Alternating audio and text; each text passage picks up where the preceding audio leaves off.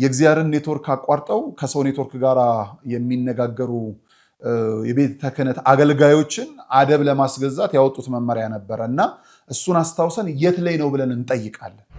አንድ ካህን ከንስሐ ልጆቹ ቤት ሲሄድ ማክሲመም መቀመጥ ያለበት 30 ደቂቃ ስታንዳርድ ነው። የንስሐ ልጅ ስታንዳርድ ከ30 ደቂቃ በላይ መቀመጥ ፖለቲከኛ መሆን ነው ማለት።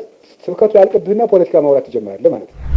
አባቶቻችን እኛም በጸሎት ብቻ እንዲጠብቁ ልንጠብቃቸው ይገባል። እነሱ በጸሎት ሲጠብቁን እኛ ደግሞ እነሱን ልንጠብቃቸው ይገባል። በቃ የዓይን ብሌኖቻችን ናቸው።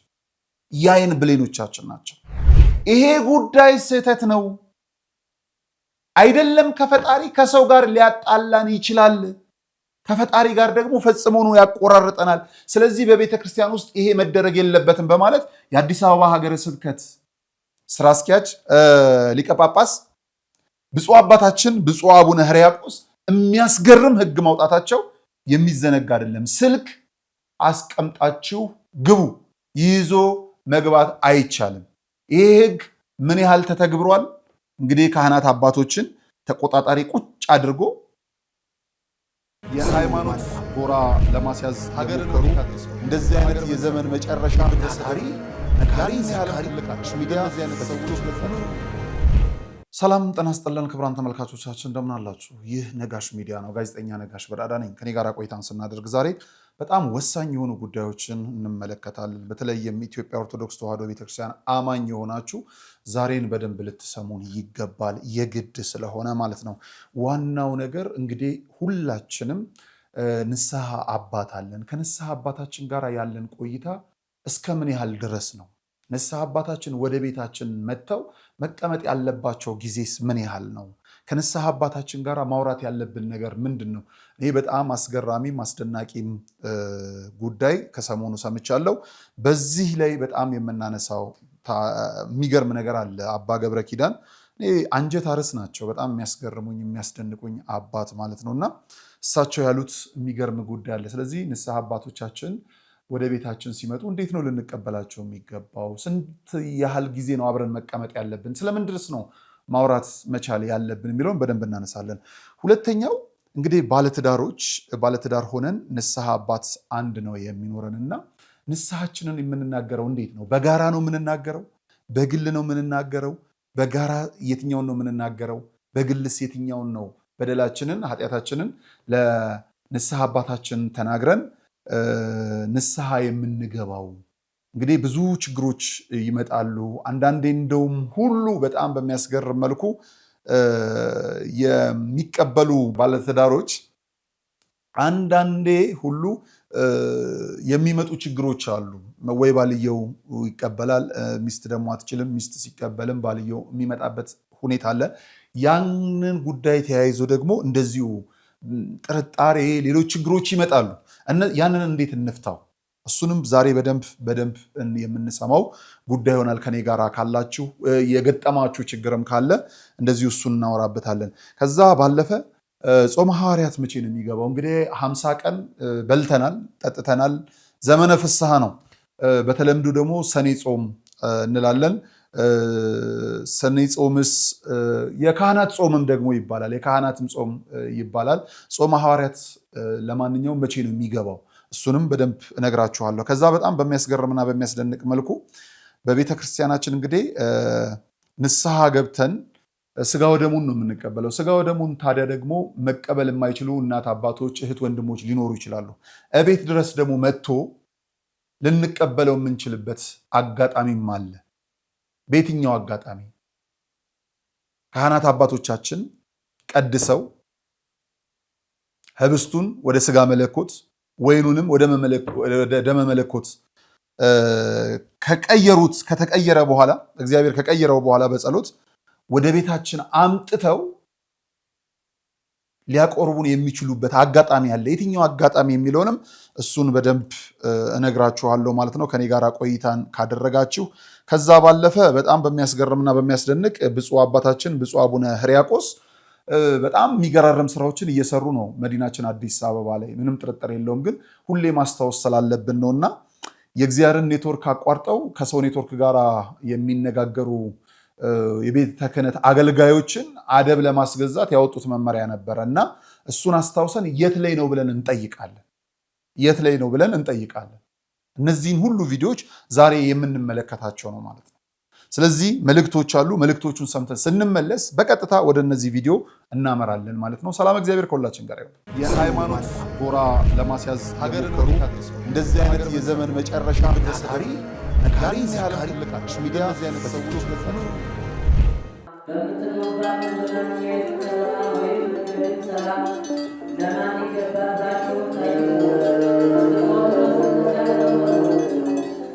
የመጨረሻውን የግብረ ሰላም ድግስ ወጪውን ለገዳማውያኑ አድርገው አባቶችን ያስቡ።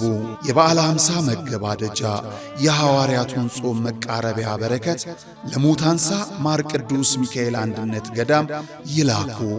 አባቶቻችን ዛሬ ላይ ረሃቡን ታሪክ አድርገው ቢያሸንፉትም በበዓት እጦት ይፈተናሉና ክረምቱ ገብቶ የጀመርነው የበዓት ግንባታ እንዳይቆምብን አሁኑኑ ያቅሞትን ለመናንያኑ ይላኩልን። ለምድራችን ሰላም፣ ለሀገራችን በረከትን ያድልልን።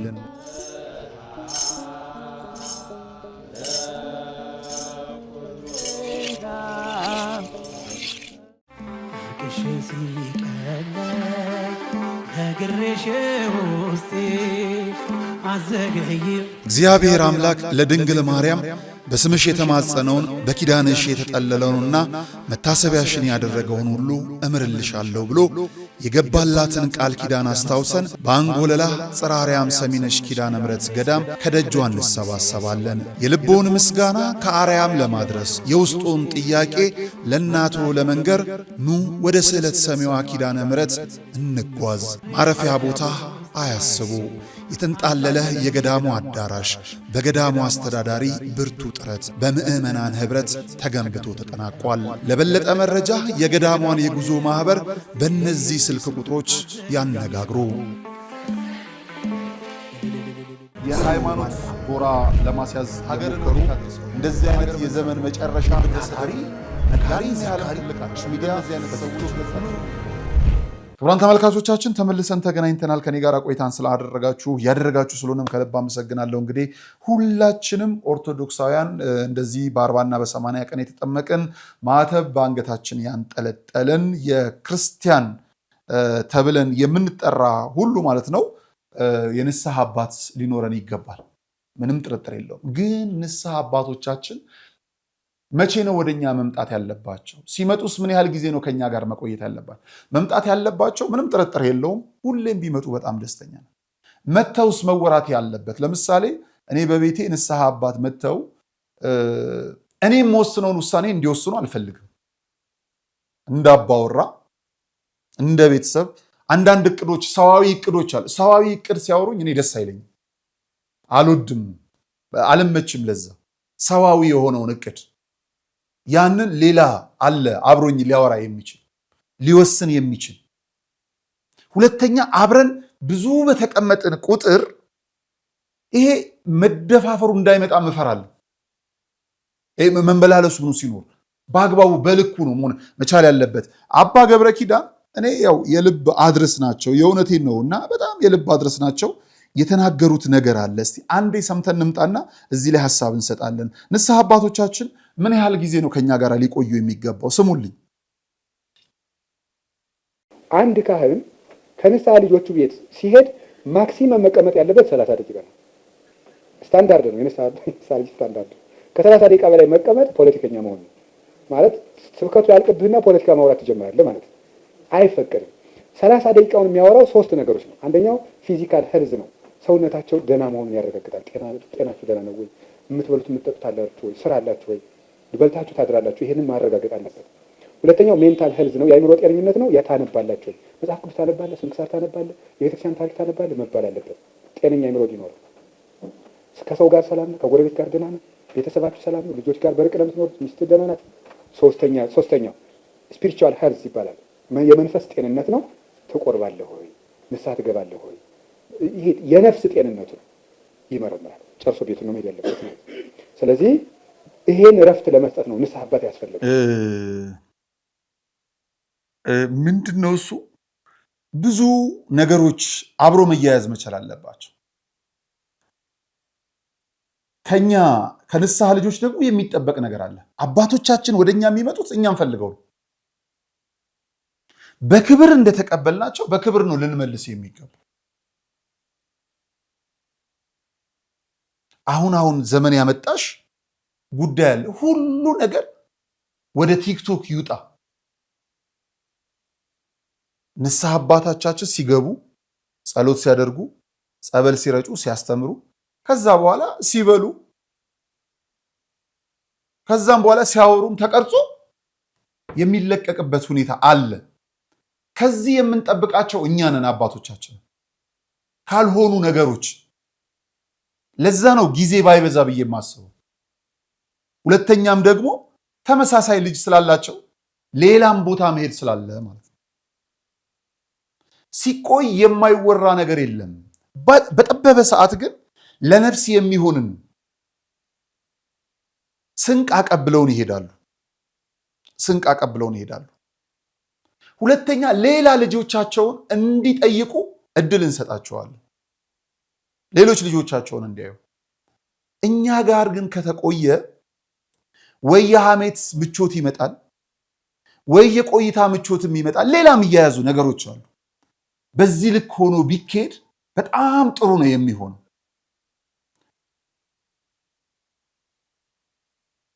አባቶች መጥተው ስጋዊ ነገር ሲያወሩ ልናስቆም ይገባል። ፖለቲካል ነገሮች ዋቴቨር ምናምን እዛ ውስጥ ላይ ልንወስናቸው እንደ እቅድ ልናወራ የምንችላቸው። አሁን ሰው በእቅዱ ከባለቤቱ ጋር ሊያቅድ ይችላል፣ ከልጆቹ ጋር ሊያቅድ ይችላል፣ ከአካባቢው ጋር።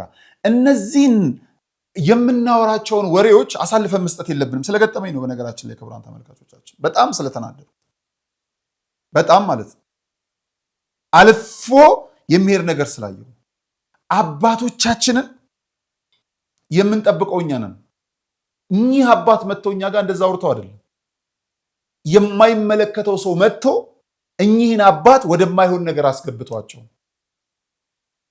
አባቶቻችን እኛም በጸሎት ብቻ እንዲጠብቁ ልንጠብቃቸው ይገባል። እነሱ በጸሎት ሲጠብቁን እኛ ደግሞ እነሱን ልንጠብቃቸው ይገባል። በቃ የዓይን ብሌኖቻችን ናቸው። የዓይን ብሌኖቻችን ናቸው። ሁሉ ነገርን ወደ ቲክቶክ እንደው እያወጣን ባናሳቀቃቸው። ምናልባት ሌሊቱን በአገልግሎት አድረው እኛን አስተምረው ድጋሚ ደግሞ ለሌላ አገልግሎት የሚሄዱ ናቸው። በሰውነት ብዙ ዝለት ያለባቸው ስለሆኑ ከዚህ ልንጠብቃቸው ይገባል። እንዳይገቡብን፣ ቢገቡም መመለስ መቻል አለብን። ከዚሁ ጋር ተያይዞ ንስሐ እንዴት ነው የሚገባው? ለምሳሌ ባለትዳሮች ሆነን ለንስሐ አባታችን የምንናገረው ነገር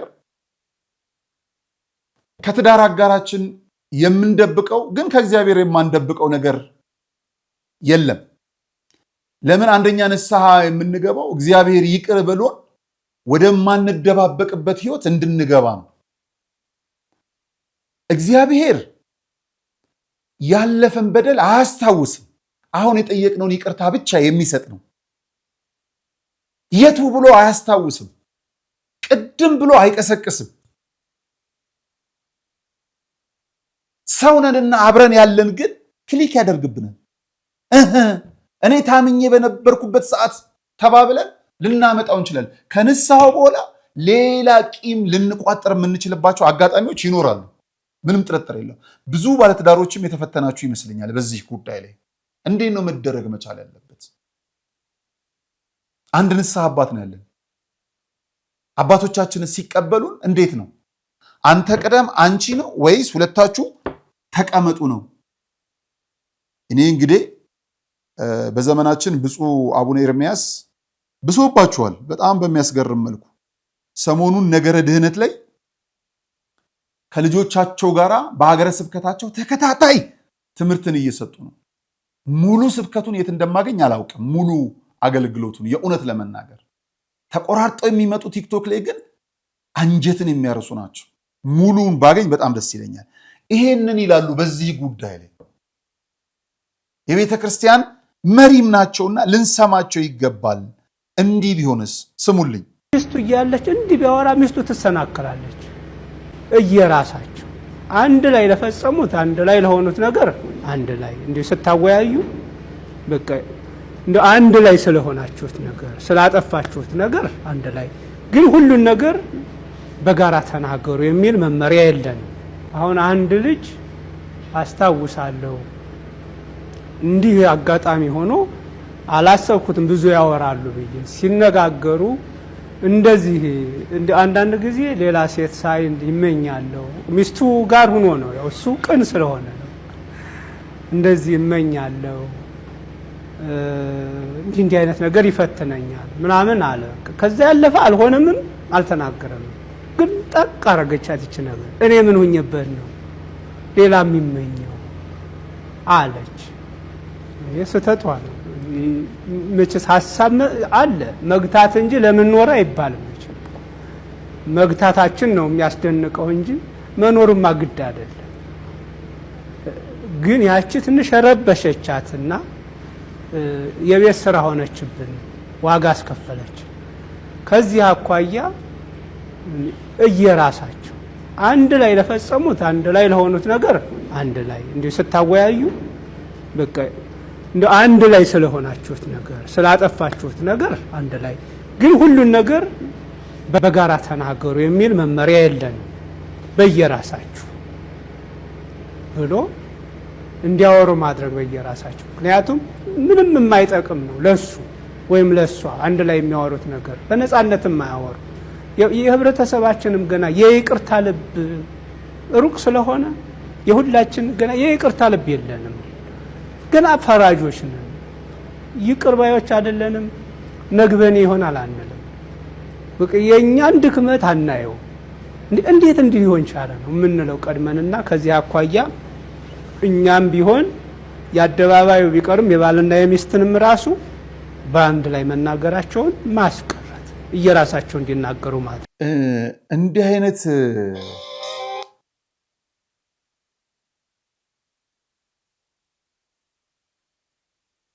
እንዲህ አይነት የቤተ ክርስቲያኗን አስተምሮ ለካህናት በብፁዓን አበው ሊቃነ ጳጳሳት መስጠት ጥቅሙ የጎላ ነው።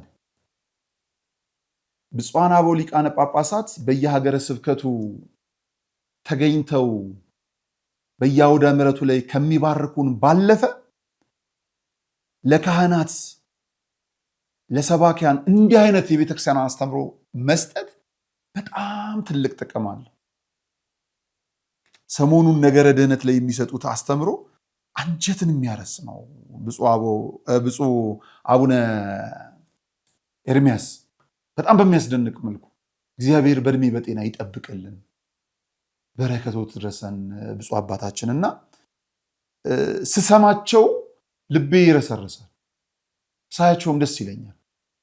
አባቶቻችን በእንዲህ ልክ ሲገለጡልን ቁጭ ብለን የመማር የመታዘዝ አለብንና ቤተክርስቲያን ሁሉ ነገር ስርዓቷ ቀድሞ የተሰራ ስለሆነ እኛ ተጠግተን ካለማወቅ ካልሆነ በቀር የሌላት ነገር ስለሌለ ለፍርሃቶቻችን፣ ለችግሮቻችን፣ ለሁሉ ነገሮቻችን መፍትሄ አለና ወደ ካህናት አባቶቻችን ሄደን ብንማከር ለንስሐ እንበቃለን። እንግዲህ ንስሐ አንዱ ደግሞ ጾምን ነው የሚታዘዘው። ከፊታችን ደግሞ ጾመ ሐዋርያት አለ። በጣም በሚያስገርም መልኩ በበዓለ ሃምሳ ብዙ የተላለፍናቸው ያለፍናቸው የረሳናቸው ጉዳዮችም ይኖራሉ። መጪው ጊዜ ደግሞ ለነፍስ ብቻ ሳይሆን ለስጋም ጥሩ ነው። ከጃንክ ፉድ ስጋ ምናምን እሱም ያርቃል፣ ያላቅቃል፣ ሳንፈልገውም ጭምር ማለት ነው። ስለዚህ የጾም ወቅት ነው ማለት ነው። ስራችንን ከመስራችን በፊት የሚቀጥለውን አዲስ ዓመት እቅድ ከማቀዳችንም በፊት ያው ሰኔ ላይ አይደለም የምናቀደው፣ መስከረም ላይ ብናቆመው እቅዱን አዲሱን እቅድ ለዛም እቅድ ቢሆን ጾም መልካም ነውና እርግጥ ነው ፍልሰታም አለን። ጾመ ሐዋርያት መቼ ነው የሚጀምረው? በተለምዶ የሰኔ ጾም እንዲሁም የካህናት ጾም እንለዋለን። ካህናት ለብቻቸው የሚጠየቁበት ያለ ይመስል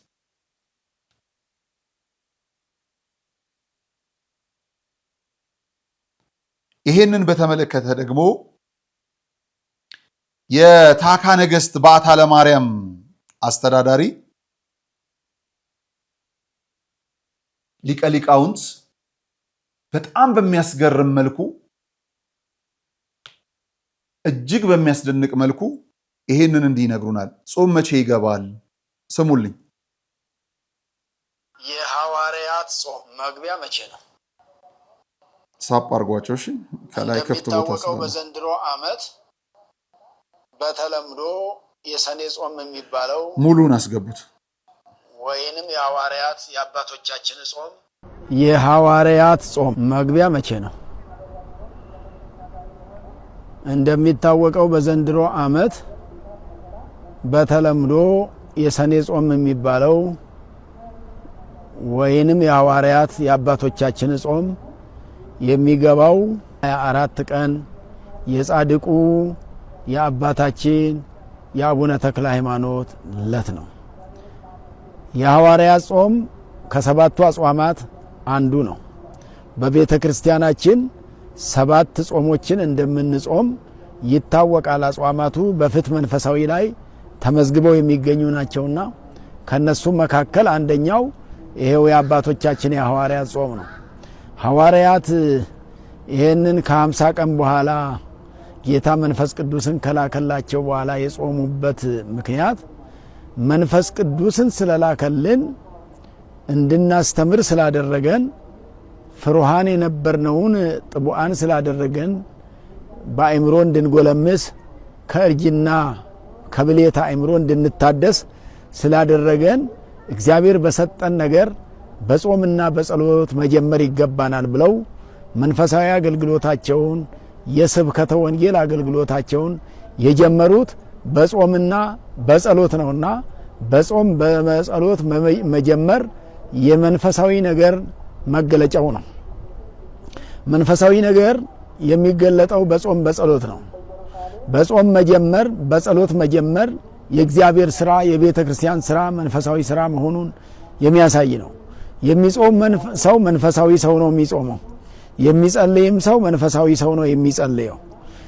ጸሎት እና ጾም ማለት ከእግዚአብሔር ጋር መነጋገሪያ ነውና አባቶቻችን ሐዋርያት ጌታ ኢየሱስ ክርስቶስ በ50ኛው ቀን በተነሳ በ50ኛው ቀን መንፈስ ቅዱስን ከላከላቸው በኋላ ተነስተው ወዲያው እናስተምር አላሉም፣ ወዲያው እናገልግል አላሉም። ዛሬም መንፈሳውያን አገልጋዮች ዲቁና ሲቀበሉ ቅስና ሲቀበሉ ከዚያም በየደረጃው ክህነት በሚቀበሉበት ጊዜ 40 ቀንና 40 ሌሊት ይጾማል፣ ይጸለያል። ክህነቱ እንዲሰምር አገልግሎቱ እንዲሰምር አገልግሎቱ ህዝብን ማገልገያ እንዲሆን ክህነቱ ሰዎችን ከእግዚአብሔር ጋር የሚያገናኝ ክህነት እንዲሆን እግዚአብሔርን ከሰው ጋር ሰውን ከእግዚአብሔር ጋር ለማገናኘት ትምህርቱ ለዛ የበቃ ትምህርት ይሆን ዘንድ እንግዲህ ማስተማር ብቻ ሳይሆን መቼም ከእግዚአብሔር ጋር የሚያስተማርቅ ትምህርት መሆን ስላለበት የሚጾመው ከዚህ አንጻር ነውና እስከ ሐምሌ 5 ድረስ ነው አባቶቻችን ሐዋርያት የጾሙት። ስለዚህ ከፍም ዝቅ ይላልና በዘንድሮ ዓመት ትንሣኤው ቀደም ብሎ ስለተፈሰከ የሰኔው 50 ቀን ካለቀ በኋላ በቀጥታ ወደ ጾመ ሐዋርያት ስለሚገባ የሰኔ ጾም የሐዋርያት ጾም ተብሎ የሚባለው እስከ ሐምሌ 5 ሐምሌ 4 ድረስ ይጾምና ሐምሌ 5 የቅዱስ ጳውሎስና ጴጥሮስ በዓለ ዕረፍት ዕለት የጾሙ ፍች ይሆናልና ስንጾም በፍቅር ስንጸልይ በፍቅር መሆን ያስፈልጋልና ፍቅር አልባ ጾም ከሆነ ፍቅር አልባ ጸሎት ከሆነ እስመ ለብእሲ መስተቀይም ይውክፍት ጸሎቱ ቅድመ እግዚአብሔር ይላል መጽሐፍ። ቂመኛ ሰው ጸሎቱ እግዚአብሔር ፊት አይደርስም፣ ጾሙ እግዚአብሔር ፊት አይደርስለትም ይላልና ጾማችን እግዚአብሔር ዘንድ ሳይደርስ እንዳይቀር ጸሎታችን ቅድመ እግዚአብሔር ፊት ሳይደርስ እንዳይቀር ንጹሕ ልቡና ያስፈልጋልና በንጹሕ ልብ ሲጸልዩ በንጹሕ ልብ እግዚአብሔርን ሲለምኑ እግዚአብሔር ደግሞ የጾሙትን የጸለዩትን የለመኑትን ይሰጣልና ይሄንን የሐዋርያትን ጾም ለመጾም ይሄን ሳምንት ከእርገት በኋላ ለ10 ቀን ለሰኔ ጾም ወይንም ለሐዋርያት ጾም የመዘጋጃ ሰሞን ስለሆነ ይሄንን ወደ ማጠቃለያ ያለውን ራሳችንን አዘጋጅተን ለጾም ለጸሎት ጊዜያችንን ሰዓታችንን አይምሮአችንን ሰውነታችንን ለዚህ አዘጋጅተን እንድንጠብቅና በክብር በፍቅር በሕይወት በመንፈሳዊነት በክርስቲያንነት እንድንጾም እግዚአብሔር ለጾሙ ቀን ያብቃን። ወስብሐት ለእግዚአብሔር። ይቆያል። ቃለ ሕይወትን ያሰማልን አባታችን። እንግዲህ ከግንቦት 24 ጀምሮ ጾም ሐዋርያት ገብተዋል። ለጾም ለጸሎት መንበርከክ መቻል አለብን። ከወትሮ በበለጠ ቤተክርስቲያን ቶሎ ቶሎ መሄድ መቻል አለብን። የቅድስና ስራም የምንሰራባቸው ጊዜያቶች ናቸው። የገጠር ያለው አብያተ ክርስቲያናትን አትዘንጓቸው። ገዳማትን የሚያያቸው የለም። አሁን ላይ የሚያያቸው የለም። እንዳይኬድ ሰላሙ ሁሉ ብዙ ነገሮቹ ችግሮች ናቸው። ከዚህ ከትራንስፖርት ጋርም ከምንም ጋር ተያይዘው በገጠር ያለው አብያተ ክርስቲያናትን አትዘንጓቸው። በጾሙ አንዱ የሚታዘዘው ይሄ ስለሆነ አቅማችሁ የፈቀደውን ለገጠር አብያተ ክርስቲያናት፣ ለገዳማት፣ ለአብነት ትምህርት ቤቶች በጣም በሚያሳዝን መልኩ የገጠር አብያተ ክርስቲያናት ገዳማት እያልን እንለምናለን፣ ግን የአብነት ትምህርት ቤቶችን ደግሞ የሚያያቸው የለምና ቅንጦት ሳይሆን ቤተክርስቲያንን የሚያስቀጥሉ የዛሬ ምጽዋት ፈላጊ ነገ ባራኪዎች ናቸው ከአብነት ትምህርት ቤት የሚወጡት። ስለዚህ የአብነት ትምህርት ቤቶችንም በደንብ ማየት መቻል አለብን። በጣም በሚያስገርም መልኩ ወደ ሌላኛው መርሃ ግብራችን እናምራ። ወደ ሌላኛው መርሃ ግብራችን ስናምራ ቁርባን እቤት ድረስ መጥቶ የምንቆርብበት አጋጣሚ አለ። እቤት ድረስ መጥቶ ያ እንዴት ነው የሚለውን ከማየታችን በፊት መልእክቶች አሉ። የጣጃ አቧቦ የገብረ መንፈስ ቅዱስንና እንዲሁም የሊሙሻይ መድኃኔዓለምን ቤተክርስቲያን መልእክት ሰምተን ስንመለስ ይህንን እናያለን። የሃይማኖት ጎራ ለማስያዝ ሀገርን እንደዚህ አይነት የዘመን መጨረሻ ታሪ ሚዲያ ሰዎች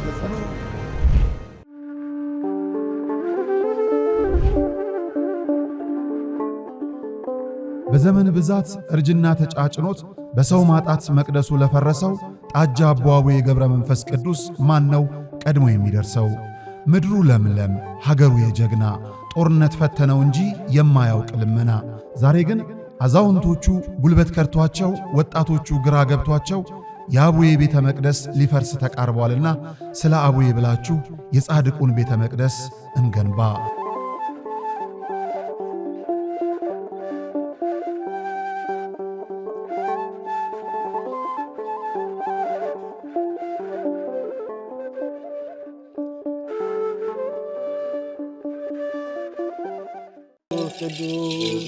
በዚህም እግዚአብሔር አለ። አይገርምም? ሁሉ የሱ ስፍራ ነው። አሁን የምንገኘው በጅማ ሀገረ ስብከት ጎማ ወረዳ ሊሙ ደብረ ሰላም መድኃኔዓለም ነው። መምህር አድነው ያፈረሱት ቤተክርስቲያን ለአገልግሎት ቢመጡ አገልግሎቱን የሚመጥን አይደለም ህንፃ ቤተክርስቲያኑ። መድኃኔዓለም በዚህ አይከብርምና ለእርሱ የሚገባውን ክብር ሰጥተን ቤተክርስቲያኑን እናንጽና ግድ የለም የነበረውን እናፍረሳሉ። ማንን በማመን? መድኃኔዓለምን። ከዛስ የተዋህዶ ልጆችን በመተማመን በጣም ስቅቅ የሚያደርገን ቅድም እንደተባለኛ ደሳሳም ይሁን ምን በሞቀ ቤታችን እናድራለን። እናታችን አባታችን ውጭ በብርድ እያደሩ ነው። እነዚህ ቤተክርስቲያን ስቅቅ የሚያደርገን እንሰራለን ብለን አፈረስን። አባቶች በሰጡት ይዞት የነበረ የተሰራ መሬት በአይጥ በምስጥ በምናምን ፈራረሰ፣ ወደቀ። የተሻለ እናደርጋለን ስንል ያው የአቅም ውስንነት የዚህ ያለው የኑሮ ውድነት ስላገደን አሁንም እኛ በጣም ውስጣችን ይበላል። አሁን በጣም አቅማችን በማነሱ እገዛ እንፈልጋለን። ጊዜው 1969 ነው። የሚባርከን ታቦት ያስፈልጋል ብለው በክርስትና የበረቱ የተዋህዶ ልጆች ህብረት ፈጥረው የሊሙሻይ ደብረ ሰላም መድኃኔዓለም ቤተ ክርስቲያንን ተከሉ። እነሆ በአገልግሎት ብዛት መሰረቱ ፈርሶ ጉልላቱ እንዲህ ወድቋል። ውሃ መሰረታዊ ነገር ነው። የአብነት ትምህርት ደግሞ ለቤተክርስቲያን መሰረታዊ ነገር ነው፣ ትክክል ነውና አሁን እነዚህ ልጆች እስካሁንም የተማሩትም አሁንም ያሉትን የሚያድሩበት የምታዩት ነው፣ መቃብር ቤት ነው የሚያድሩት። ያው አወራ ነው ገብታችሁ ብታዩት ምንም ጥርጥር የለውም። ይሄንን አወራ ነው፣ እዚያ ነው የሚማሩት። የሚያድሩበት አፈር ነው። ቢያንስ እንኳን መጠለያ አሁን ማታ ማታ እንደምታዩት በዚህ ዝናብ ይመጣል፣ ውሽንፍር ነው የሚመታቸው። ቁጭ ብለው የሚማሩበትን ትምህርት ቤት ቢሰራ እጅግ የተሻለ ነገር ነው። የተዋህዶ ልጆች በውጪም በውስጥም ያላችሁ ይህ ደብር ታላቅ የበረከት ስፍራ ነው። እመኑኝ፣ የሰራችሁት ይባረካል፣ የጠየቃችሁት ይመለሳል። የቦታው ተአምር በሰው ልጆች እጅ ሥራ አጥር የለውም። ባለቤቱ ግን በተፈጥሮ ጫካ ዙሪያውን አጥሮ ቤቱን ይጠብቃል። ቤቱ ደግሞ ፈርሶ የኛን በረከት ይጠባበቃል። የለመነው እንዲመለስ የጠፋብን እንዲገኝ ለመድኃኔ ዓለም እንስጥ። የሃይማኖት ጎራ ለማስያዝ ሀገር እንደዚህ አይነት የዘመን መጨረሻ ታሪ ሚዲያ ክቡራን ተመልካቾቻችን ተመልሰን ተገናኝተናል። በጣም በሚያስገርምና በሚያስደንቅ መልኩ እንግዲህ ስንዱ እመቤት የምንላት ቤተክርስቲያናችን ለሁሉም ነገር ቀድማ የተዘጋጀች ናት።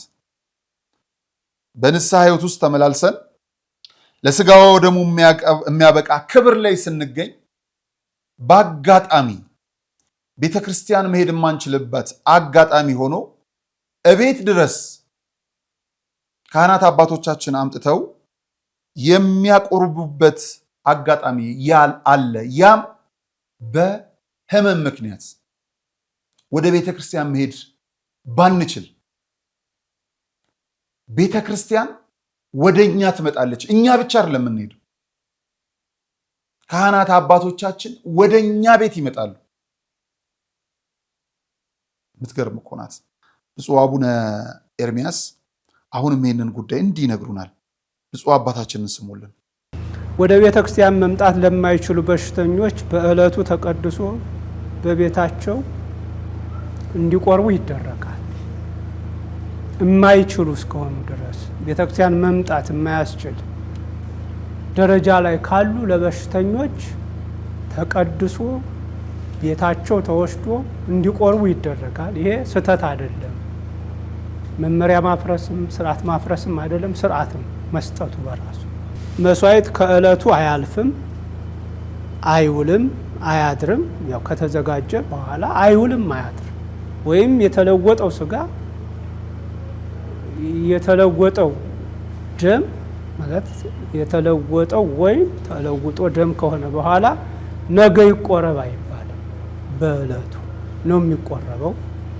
ያው የምናደርገው ነው። ይሄ በዚህ ምንም ክፍተት የለብንም። እንደምታውቁት ነው ቁርባን የሚቆረበው ሳይበላ ሳይጠጣ ቢያንስ ለ15 ሰዓታት በመጾም ከ15 እስከ 18 ነው አይደል የምንለው። እዚህ በታች አይወረድም። ምናልባት የተለየ በሽታ ካለባቸው ብዙም በልተው ሆዳቸው ላይ የሚቀመጥም ነገር ስለሌለ እንደ ሁኔታው ካህኑ የሚበይነው ነገር ይኖራል። በዋናነት ግን እንዳጠቃላይ ከ15 እስከ 18 ሰዓት በመጾም ከእህል ከውሃ ተለይቶ በመቆየት ነው የምንቀበለው። በቤተ ክርስቲያናችን ቅዱስ ቁርባን ፍጹም የክርስቶስ ስጋና ደም ነው። ያው ይህን ብለን ነው የምናምነው። በደንብ አምኖ ማሳመን ይገባናል። ለእግዚአብሔር የሚሳነው ነገር እንደሌለ እናምናለን። ህብስቱን ለውጦ ወደ ስጋ ወይኑን ለውጦ ወደ ደም መቀየር መለወጥ ለእግዚአብሔር የሚሳና አለመሆኑን አውቀን አምነን ማሳመን ይኖርብናል። የግብፅን ውሃ ወደ ደምነት ደሙን እንደገና ወደ ውሃ የቀየረ የሎጥን ሚስት ሰው ከመሆን የጨው ሐውልት ወደ መሆን የቀየረ ናቡከደነጾርን ሰው ከመሆን ወደ እሪያነት የቀየረ እሪያ ከሆነ በኋላ ደግሞ ወደ ሰውነት የቀየረ ማየቃናን ወደ ወይን ጠጅ የለወጠ እግዚአብሔር ነው ይሄን የሚያደርገው። ስለዚህ ይህንን ሳናፍር ሳንፈራ ለምእመናን በግልጽ መንገር ይኖርብናል። እንግዲህ እንዲህ አይነት የክርስቶስን ክብር ተሸክመው በስርዓት ወደ ቤታችን የሚመጡ ካህናት ያሉን አማኞች ነን። እኚህን የመሰሉ አባቶች ባለበት ደግሞ የእግዚአብሔርን ኔትወርክ አቋርጠው ከሰው ኔትወርክ ጋር ለመነጋገር የሚጥሩ በዚህ ቅዱስ ስፍራ ላይ ተገኝተው ዓለማዊውን ሕይወት ለመሙላት የሚጣጣሩ የቤተ ክህነት ቅጥረኞች ደግሞ አሉብን። ቅዳሴ አቋርጠው ስልክ የሚያወሩ፣ ማህሌቱን አቋርጠው ስልክ የሚያወሩ። ይሄ ጉዳይ ስህተት ነው። አይደለም ከፈጣሪ ከሰው ጋር ሊያጣላን ይችላል። ከፈጣሪ ጋር ደግሞ ፈጽሞ ነው ያቆራርጠናል። ስለዚህ በቤተ ክርስቲያን ውስጥ ይሄ መደረግ የለበትም በማለት የአዲስ አበባ ሀገረ ስብከት ስራ አስኪያጅ ሊቀ ጳጳስ ብፁዕ አባታችን ብፁዕ አቡነ ሕርያቆስ የሚያስገርም ሕግ ማውጣታቸው የሚዘነጋ አይደለም። ስልክ አስቀምጣችሁ ግቡ፣ ይዞ መግባት አይቻልም። ይሄ ሕግ ምን ያህል ተተግብሯል? እንግዲህ ካህናት አባቶችን ተቆጣጣሪ ቁጭ አድርጎ የምንቆጣጠር አይመስለኝም። ከብፁዕ አባታችን ከሀገረ ስብከቱ ሊቀ ጳጳስ መመሪያ ወርዷል። ያ መመሪያ ያከበሩ አባቶች በትንሹ የታመነ አይደለ ብዙ የሚሾመው ምንም ጥርጥር የለውም። ሕገ ቤተ ክርስቲያንንም ሕገ እግዚአብሔርንም የሚያከብሩ ናቸው። ያልታመኑት ደግሞ ጠርጥር ከገንፎ ውስጥ አይጠፋም ስንጥር ማለት ነው። ለሀገረ ስብከቱ ሊቀ ጳጳስ ያልተገዙ ለሰማይ አባታቸው ብለን ነው የምናልፈው። ግንስ ብፁዕ አባታችን የሚጠበቅባቸውን ኃላፊነት ተወጥተዋል። ይሄንንም አባታችን አባ ገብረ ኪዳን እንዲያስታውሱታል። የእውነት ስለነበረ መነገር መቻል ስላለበት ምን ያህል ተተግብሯል እሱን እናየዋለን። እንዲህ ግን ነግረውናል። አሁን የአዲስ አበባ ሀገረ ስብከት በጣም የሚያስደንቅ ሕግ አውጥቶ እኔ አድንቄ ልሞት ነው ይሄ ካህናት ስልክ ዘው እንዳይገቡ የሚለውን በጣም እኔ ቤተ ክህነት ሰራቸው ከምላቸው ጥሩ ነገሮች አንዱ ዋናው ይሄ ነው። አቋርጦ ቅዳሴ ላይ ነኝ፣ ቅዳሴ የእግዚአብሔር ኔትወርክ አቋርጦ የሰው ኔትወርክ ያወራል። ይህ ትክክል አይደለም በእውነቱ ማለት ነው። እንዲሁ ምኑ ደሞስ እንዲሁ አሁን ቄስ ስሙ ነው እንጂ ሀብቱ ምን አለው? እንዲሁ የትኛው ካምፓኒ ሊፈታባችሁ ነው? እናንተ እንዲሁ ምኑን እያስተዳደራችሁ ነው? አሁን ያን ቅዳሴ አስቋርጦ ወይ ሰላይ ካልሆናችሁ በቀር ቅዳሴ አስቋርጦ ሄሎ የሚያስብላችሁ ምኑ እንደው የቱ ድርጅት ሊዘጋ የቱ ሰራተኛ ሊፈታ ነው? ሊቀ ማእምራን ሊቀ ትጉሃን የኛ ሀብት ስማችን ነው። ሌላ ምን አለ? በሊቅ ነው በስም ነው የከበርን እንጂ አሁን ቄስ ሀብት የለው። እውነቴን ነው የምነግራችሁ። አላ ምን ብላችሁ ነው እንደው ስል የሚያስብል? መረጋጋት እኮ የለንም በእውነት አንዳንድ ጊዜ ማለት ይሄ መቅደስ ውስጥ ራሱ ማሸርገድ ብዙ አለቆች ከሆኑ እየሄዱ መንከባከብ እንደዚህ ምንድን ነው ይሄ? ቀጥ ብላ አስቀድስ በቃ። እውነቴን ነው በቃ አባቶቻችን በወንበር የተቀመጡትን አለቆች በክብራቸው እናከብራለን። ጉልበት መሳም ቢኖርብን እንስማለን፣ ጫማ መሳም ቢኖርብን ቤተክርስቲያን የሰጠችን ስርዓት ነው። ቅዳሴ አቋርጦ ግን ማረግረግ ምን ይባላል? ይሄ ተገቢ አይደለም። እግዚአብሔር ኢየሱስ ክርስቶስ በኋላ እንመጣበታለን። ክርስቶስ ራሱ እኮ የሚቆምበት ሰዓት ነው ያን ሰዓት። አባታችን አባ ገብረ ኪዳን እውነት ነው አድንቀዋል፣ እኛም ተደንቀናል። ግን አልቆመም፣ አሁንም አለ በጣም በሚያስገርም መልኩ። እንደውም አባታችን አባ ገብረ ኪዳን ያልሰሙትን አንድ ጉድ ልንገሮት። በጣም በሚያስገርም በአዲስ አበባ ሀገረ ስብከት ብፁዕ አባታችን ብፁዕ አቡነ ሕርያቆስ ያወጡትን ሕግ ሽረው አገባው የሚል ዲያቆን ቀድሶ ሚስቱን ሲያቆርብ በቪዲዮ እያየን ነው። ቅዳሴው ብቻ እኮ አይደለም አባታችን በእውነት የኔታ ይሄንን ደግሞ ቢያዩ ያዝናሉ። አይደለም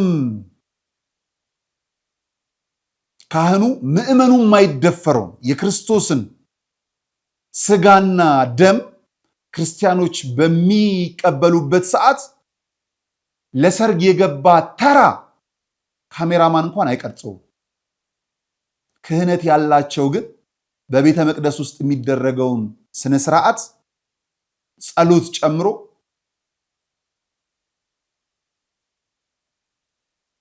ስጋ ወደሙን ቀድሶ ሲያቆርብ ማሳየት ጀምረዋል። ይህንን ደግሞ ሲሰሙ የኔታ ያዝናሉ ብዬ አስባለሁ።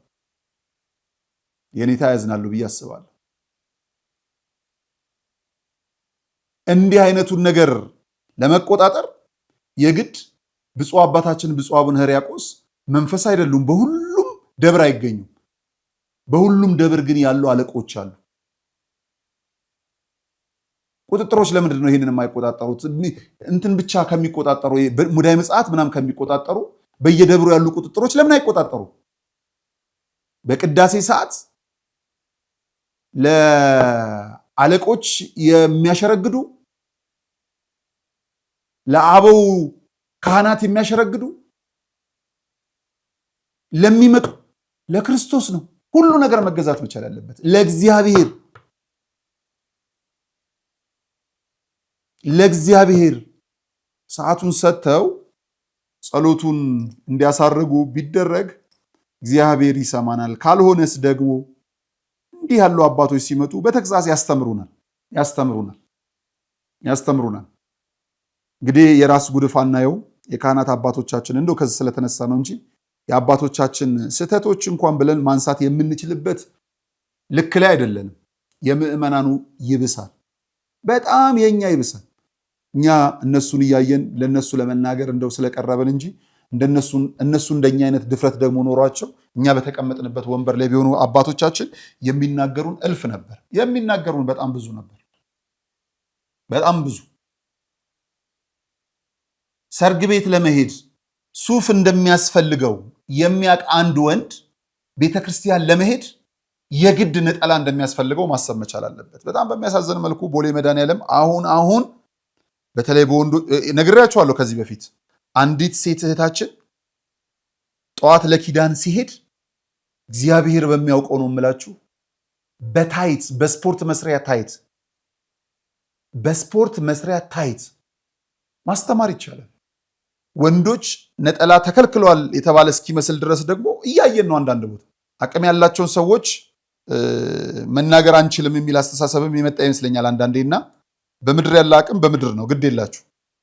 ሰላም እግዚአብሔር ከሁላችን ጋር ይሁን። ከኔ ጋር ስለነበራችሁ ከልብ አመሰግናለሁ። መልካም ጊዜ። የሃይማኖት ጎራ ለማስያዝ ሀገርን እንደዚህ አይነት የዘመን መጨረሻ ታሪ ነጋሪ ያህል ልቃች ሚዲያ እዚህ አይነት ሰዎች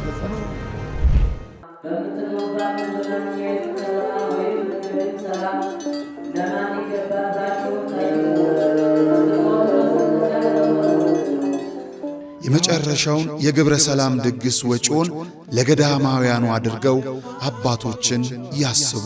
የበዓለ ሃምሳ መገባደጃ የሐዋርያቱን ጾም መቃረቢያ በረከት ለሙታንሳ ማር ቅዱስ ሚካኤል አንድነት ገዳም ይላኩ።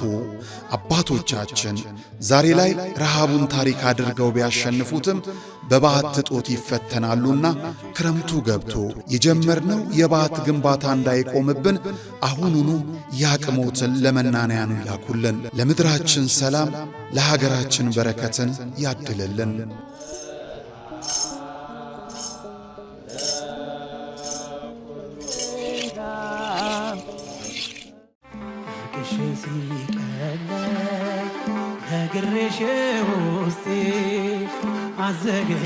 እግዚአብሔር አምላክ ለድንግል ማርያም በስምሽ የተማጸነውን በኪዳንሽ የተጠለለውንና መታሰቢያሽን ያደረገውን ሁሉ እምርልሻለሁ ብሎ የገባላትን ቃል ኪዳን አስታውሰን በአንጎለላ ጽራርያም ሰሚነሽ ኪዳነ ምሕረት ገዳም ከደጇ እንሰባሰባለን። የልቦውን ምስጋና ከአርያም ለማድረስ የውስጡን ጥያቄ ለእናቱ ለመንገር ኑ ወደ ስዕለት ሰሚዋ ኪዳነ ምሕረት እንጓዝ። ማረፊያ ቦታ አያስቡ። የተንጣለለ የገዳሙ አዳራሽ በገዳሙ አስተዳዳሪ ብርቱ ጥረት በምዕመናን ኅብረት ተገንብቶ ተጠናቋል። ለበለጠ መረጃ የገዳሟን የጉዞ ማኅበር በእነዚህ ስልክ ቁጥሮች ያነጋግሩ።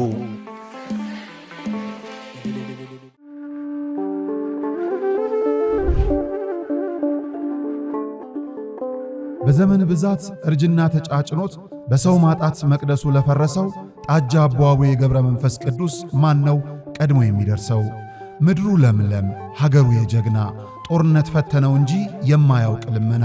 ዛሬ ግን አዛውንቶቹ ጉልበት ከርቷቸው ወጣቶቹ ግራ ገብቷቸው የአቡዬ ቤተ መቅደስ ሊፈርስ ተቃርቧልና ስለ አቡዬ ብላችሁ የጻድቁን ቤተ መቅደስ እንገንባ።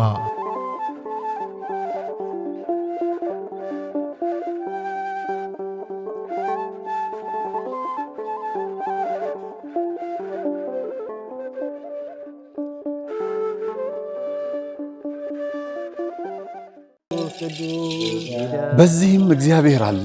አይገርምም? ሁሉ የሱ ስፍራ ነው። አሁን የምንገኘው በጅማ ሀገረ ስብከት ጎማ ወረዳ ሊሙ ደብረ ሰላም መድኃኔዓለም ነው።